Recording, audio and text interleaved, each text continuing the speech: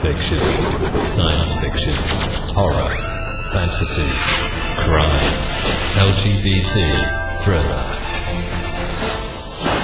You have now entered the House of Mystery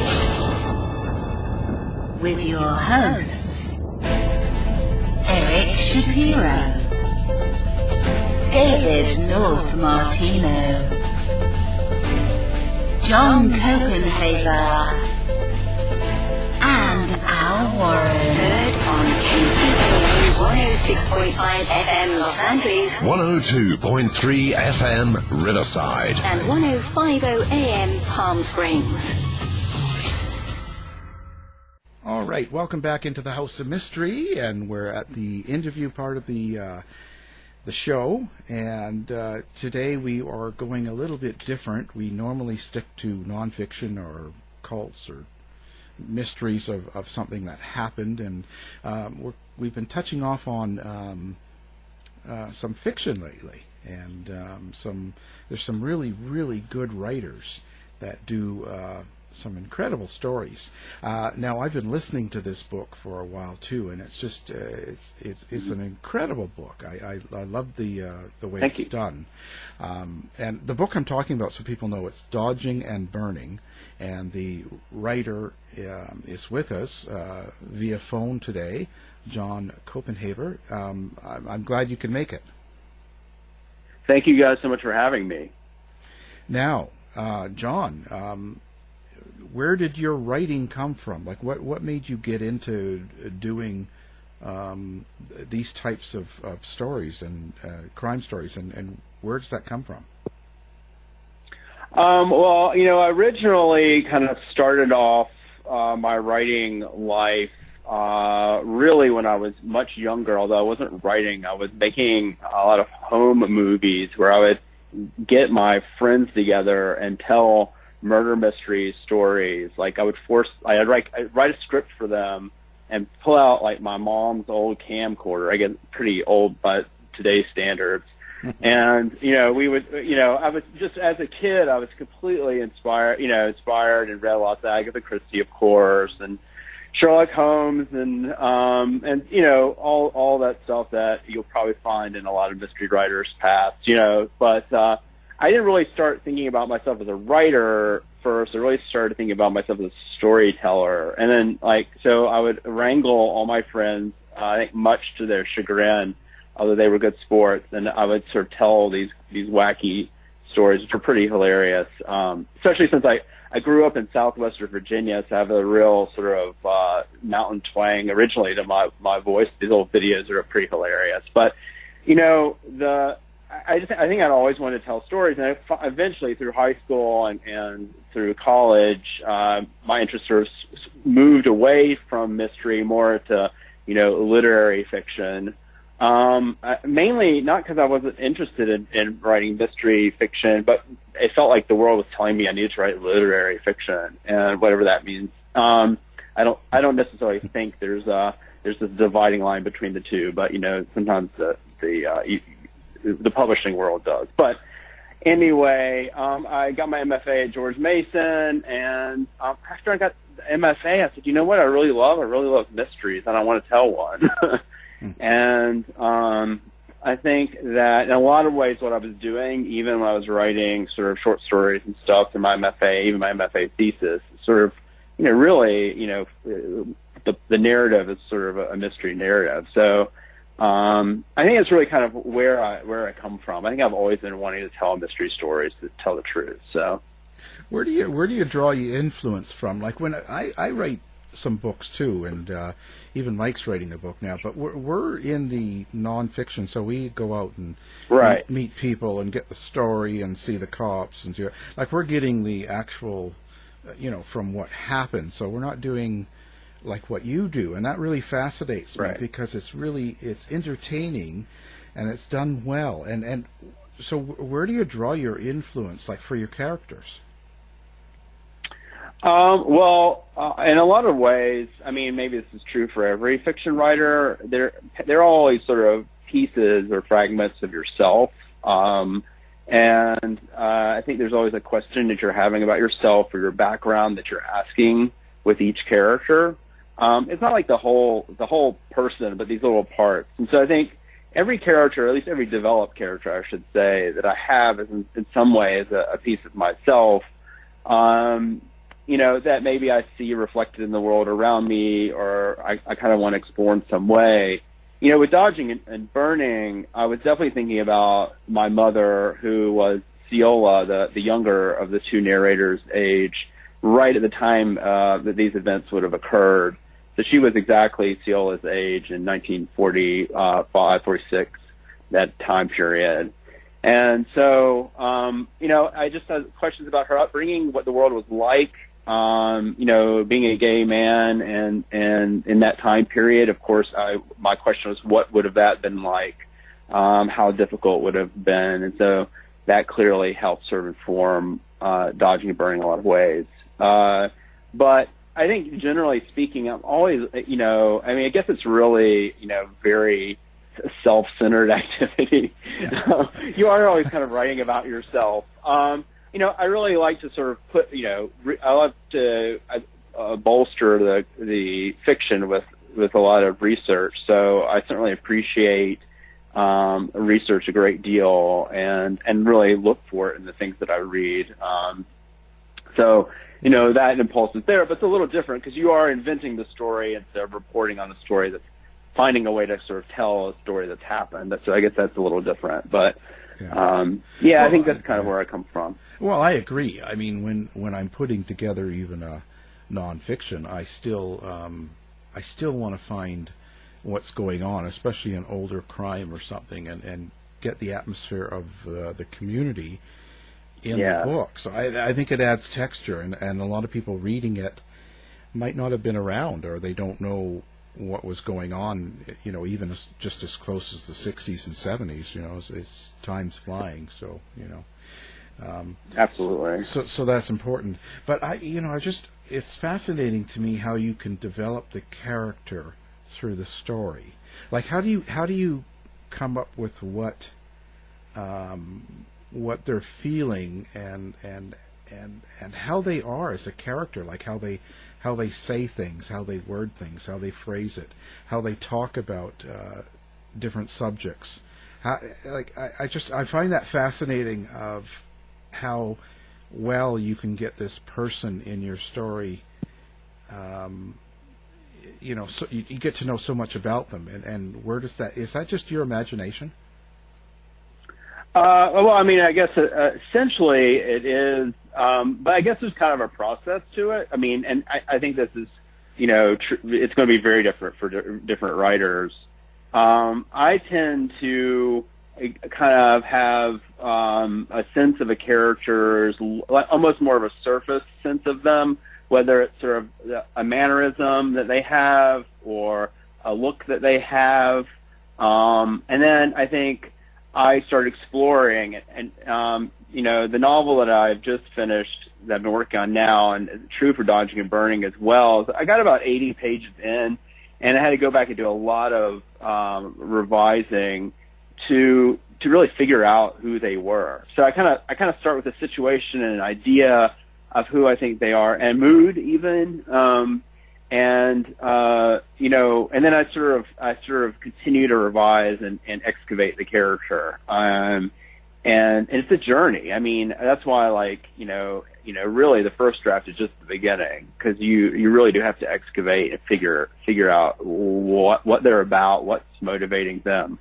And, because that's, in fact, I think that's the most interesting part of the storytelling. And you do discover stuff about yourself in doing that. At least I do. Yeah, of course, because you learn, I guess you would learn how you feel about different things. And yeah, oh, absolutely. And what you end up empathizing with, which is going to be interesting. Yeah, and even your own reactions to events or different things, sometimes it's surprising, right? And I could imagine. So let's give, I've been listening. I should say that as well. In the audiobook, it's great. You have the different people reading different characters. Mm-hmm. And I find that's really fascinating because I've never had that done with my book. So I think that adds a lot of texture. That's it's almost like listening to the old radio shows.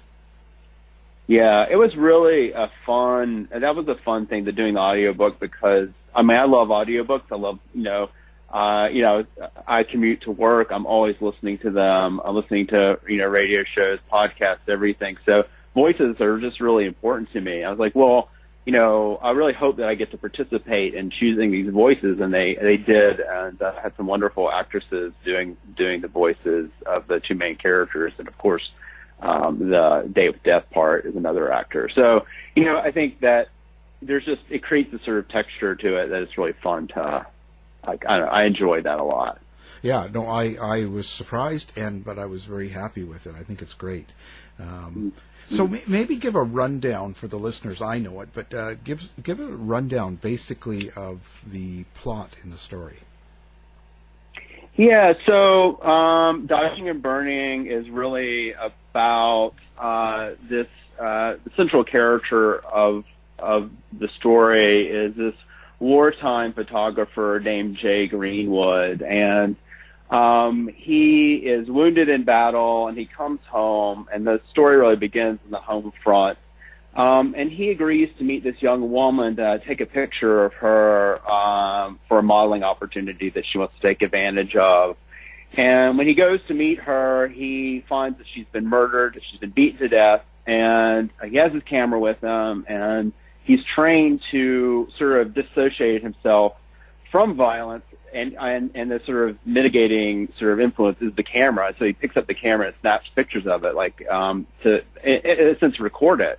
And then the two narrators of the story play huge roles. They are Bunny Prescott, who is this debutante, sort of socialite debutante, who is in love with Jay, unrequitedly though, because Jay's gay. And then the kid sister of Jay's lover, who's Ceola, as I mentioned before, and he shows the pictures of the corpse to these girls, or tells them about the event, shows the pictures. Of course, when they return to the crime scene, the body is gone, and there's a lot of very little evidence of the crime occurring. So they're stuck with this sort of powerful image, which actually is in the book, and then have to unravel the mystery around around this image. And a lot of questions are emerging about whether Jay's telling the truth about it altogether. And so that drives the mystery. And it ends up being a lot about Jay's wartime experience, his sort of trauma from the war, and then sort of the role that photography kind of plays in recording, the war, which I'm also pretty fascinated with. So, but yeah, the mystery centers around this murdered woman and kind of who did it. And, in a lot of ways, it does still function very much like a mystery story. Wow. And so what do you do for a living? You're a teacher, you said. Yeah, so I teach high school at an independent day school outside of D.C. called Flint Hill, and it's I also run the English department there. So, during my school year, I've balancing that with trying to get some writing done, which can be interesting. But of course, I enjoy it a great deal. But I think that it is hard to balance the two. I'm actually taking a year off next year just to focus on my writing, because I'm pretty excited about that. I'm not sure. I was going to do some research. I'm not sure what the sort of coronavirus is going to, what sort of that's going to wrench is going to throw in the works, but we'll see. Yeah, things like that get in the way, right? But you just don't know what to expect. Yeah. Right? I mean, it did for me. I mean, I was in the middle or 3/4 of a way, and I was just going to fly to a city and finish up some more work, but things happened. Well, it must be difficult. It must be difficult when you're doing true crime reporting because you really, I guess, need to have a connection with people that I'm sure this is making difficult to achieve. Well, yeah, so, it's really important because the better books end up having more connections with more people involved in the case, right? The more you have, the more, it turns out better. There's more information. It's better rounded. And all that. So, I could probably finish it up, but, I'll wait as long as this isn't too long. It depends how long we get stuck. Where I am in the Western Canada, where both of us are actually, things have seemed to flatten out already, and things are just sitting. But we'll see where it goes. I think things are a little better in this area than back east there, and the U.S. We don't know what's going to happen there. Right. Yeah, it's very interesting to live in a hot spot in the real cold spot in West Virginia. Although I'm not convinced that there's more out here than's being recorded, just because there's not enough tests. But it's interesting sort of living in there's two different mentalities if we go back to town for some reason versus out here. Yeah, it's a strange. I guess now, I don't know about you, but does it put kind of a dark cloud over things? Like when something like this happens, or so the coronavirus is going on, and all of the misinformation and conspiracies and fights going on, and you turn on the news and it's pretty dark overall. Does that change how you write? Or does it make it kind of a darker perception and a darker way of writing when you write these books then? That's really interesting. I mean, I was finishing up the revisions on my second book during, when it was all kind of coming, the initial sort of burst of it in the East and everything. And suddenly school was having to, close and that kind of thing. And I mean, I felt, if anything, it became hard to write. It became hard to focus. And I think, there's at some point on Twitter or, one of the social medias, someone said, now people can, something about Shakespeare writing, I can't remember which of his plays, and, when the Black Plague was happening or something, and people were kind of grumbling about that, because it's true. I mean, it was at the very beginning, it was hard to focus. Because you feel like a big story is happening to you, it's hard to then think about this other story that seems so much smaller in comparison, especially if it's a piece of fiction. You're like, okay. And then you settle down and realize that, in fact, I've gained some time. I'm not commuting and all this. And so, my husband and I, we do not have children, so we're not dealing with sort of a family, much sort of, organizing of a family situation at home. So there's a lot of space and time to write. And so, I went from not being able to do much to then suddenly a surge of being able to do a lot. And now I think it's kind of evened out. But, it's interesting. I think a lot of people are struggling though, based on a lot of my writer friends. I don't think it's an easy time. But maybe eventually we'll find some sort of equilibrium. I'm not sure. It shut me down completely so far. So we'll see where it goes. Yeah. I think. Well, but not me. I've been kind of.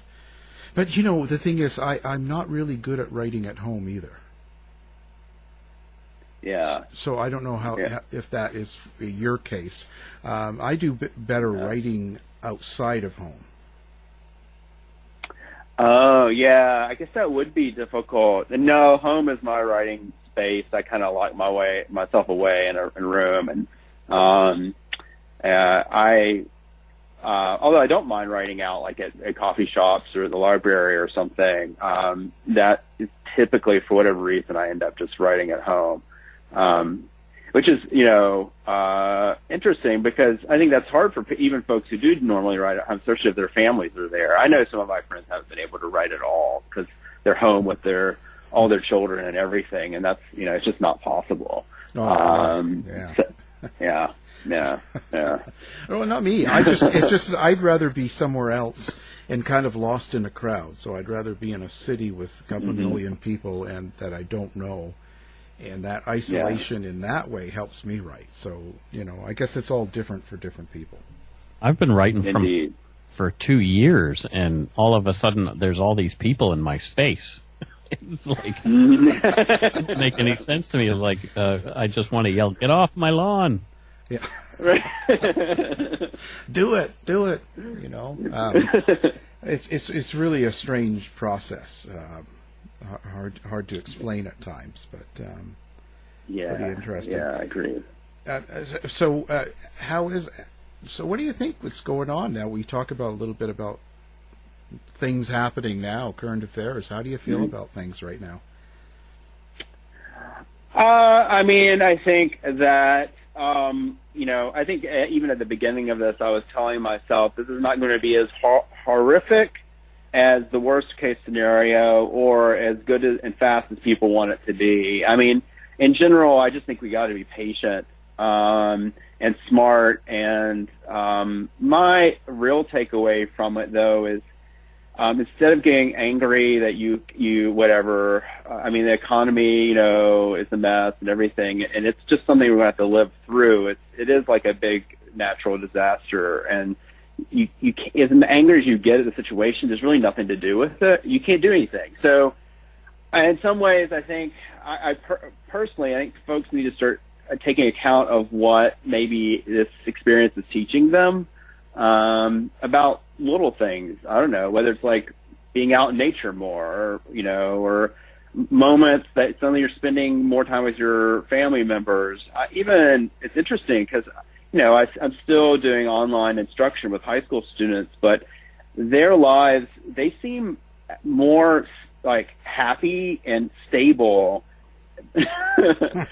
now, because they're not under all this sort of, because remember, this is like Northern Virginia. A lot of these kids are under a great deal of pressure to get into colleges of their dreams, i.e. their parents' dreams. And, and now like a lot of the sort of running around and the craziness is not there anymore, and they're home and they're stable with their families, and they're actually writing better and they're thinking more clearly. So it's kind of interesting. Like, I guess my point is that, settle in, social distance, be safe, but ultimately, like, also see what you can learn under those constraints, and so, maybe being bored a little bit's not a terrible thing, but, spending a little more time in nature, or figuring out, deepening your relationships with your family members, whatever. I guess, I don't want to put like, I don't want to say that we shouldn't be concerned. We shouldn't, be in touch and connected with what's going on. But at the same time, I think we always have to be looking at what's this teaching us, which in a lot of ways is like, when you're looking historically, because I write historical fiction, I'm always thinking about what do we learn now looking back, and now that we're in the midst of something pretty momentous. Certainly there will be a big, mark on the timeline, the coronavirus mark on the timeline, like the before and after, and like, what is after? What are we going to take? What's the takeaway from this thing? I just wonder, but how much do we really learn? We've probably got 30% of the U.S. population believing in a lot of weird history or conspiracies and false stuff going on, and all this stuff's flying around, and look at how many people are starting to picket now, protest, social distancing and all this stuff, and all the things people are saying, and that sort of happened in the Spanish flu, right? And a lot of people died because of it. So I just wonder how much we really learn from these experiences, and maybe some of us, but I just wonder as a nation. Yeah, I mean, I'm holding you responsible. The funny thing is, I was speaking of, like, the first thing that my husband and I started doing is like, let's look for podcasts on the Spanish flu and find out what happened then, because we knew about it vaguely, but I don't think it's something that we teach a lot, in our history courses about it. Like, it happened, it was devastating, and then things moved on rather quickly. But now, we can go back and learn about it. And I think that, there's always going to be a portion of our population which is, ignorant, for a variety of different reasons. And some of it's willful, some of it is because they don't have the resources. You know, some of it's because no matter what you say on the news, they don't believe it because they believe it's all fake. You know, Yeah. some of the news isn't, you know, very accurate. So it's just, you know, it's people kind of wander around not knowing what to believe. And I wish that, you know, ultimately people would use their reasoning skills a little more and just think through things instead of the sort of gut emotional, like, you know, hunch. They actually laid out the facts in front of them and thought through it. But people, especially these days, ride on their emotions so heavily. And I think that sort of set us up for some of the stuff. But, you know, I think nature itself and the coronavirus was going to teach us, you know, whether you believe it or not, it's coming. You know? So, Fake news, you know. Well, we've been giving out fake news here for quite a while, actually. We enjoy doing that. Oh, it's crazy. I have to say, what is do any other writers influence you, or does music, or what kind of art influences you? What's absolutely. All sorts of things. Some of my favorite writers, I think, you know, Margaret Atwood has to be very high on my list. In fact, there's a lot of, I don't know if you know the novel, The Blind Assassin, but I love that novel, and it has sort of this layering going on in it. It's much more, you know, I think a more difficult book than Dodging and Burning, but it is essentially a mystery. And I love sort of her, particularly her historical books.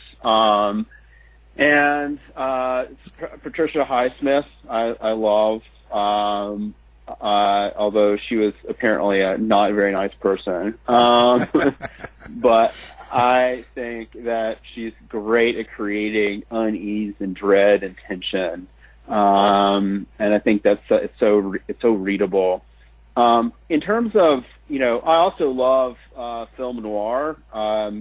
You probably could pick up on a lot of that in the book. The mood of film noir. I love film in general, and I actually teach a film course. And I think that really plays a big role, as well as photography. Ouija, you know, speaking of true crime, you know, the photographer, his real name's Arthur Felig, but he went by Ouija. Do you know the story? No. So Ouija, you gotta look Ouija up, because if you're true crime writers, you'll like this guy. In the 1940s, he had a police scanner, and he would listen in, and he would drive. He would listen to the police scanner, and when he heard a crime had occurred, he would drive to the location of the crime and often be the first person on the scene, and he would take pictures. And so, he was also very capable. His pictures are gorgeous and dark and bizarre and disturbing.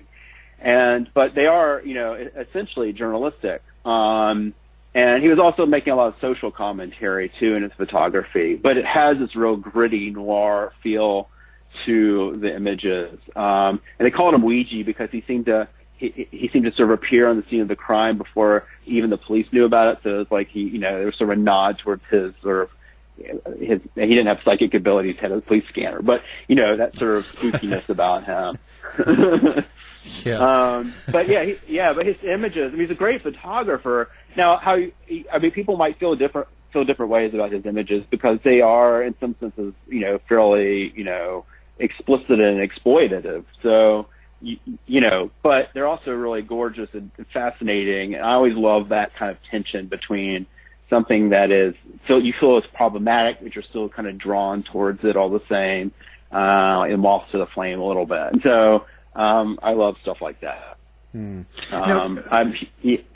I was just going to say, what were you planning? You said you just finished a book as well, so you've got another one coming out soon. Yeah, well, hopefully. It's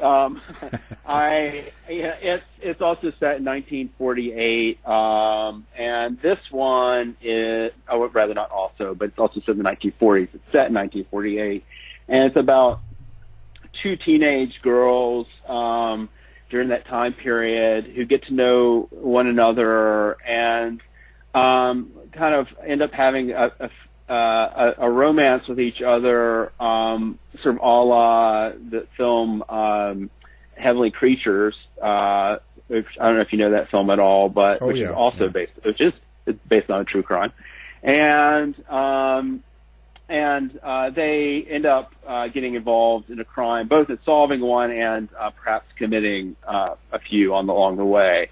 So, but it's got a real noir feel to it, and I like to think of it as the coming-of-age story of two femme fatales. So, and it's a sort of sympathetic coming-of-age story for a femme fatale.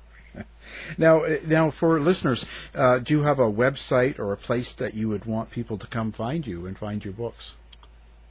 Absolutely. It's www.jcopenhaver.com.